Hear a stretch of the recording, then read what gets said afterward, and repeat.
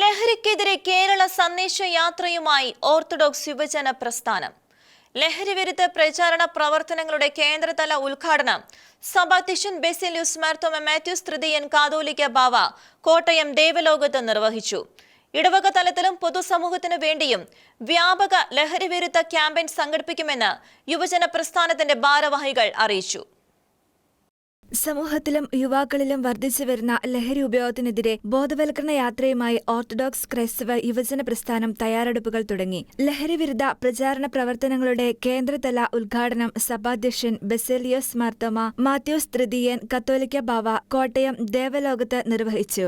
ദേവലോകം കത്തോലിക്കേറ്റ് അരമനയിൽ സംഘടിപ്പിച്ച ഡ്രഗ്സിറ്റ് ഉച്ചകോടിയിലാണ് യുവജന പ്രസ്ഥാനം ലഹരി വിരുദ്ധ സന്ദേശയാത്ര പ്രഖ്യാപിച്ചത്.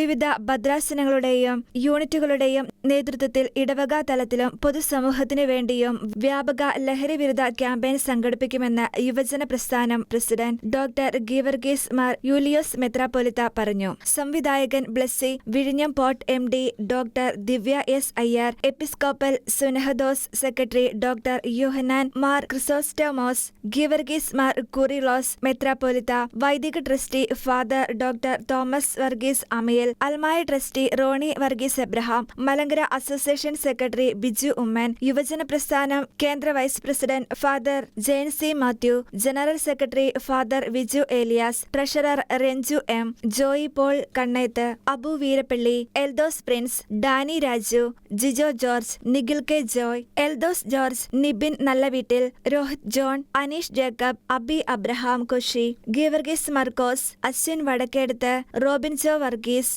ജോസ്ലി മറിയം, ബിബിൻ കരുവാറ്റ എന്നിവർ പ്രസംഗിച്ചു.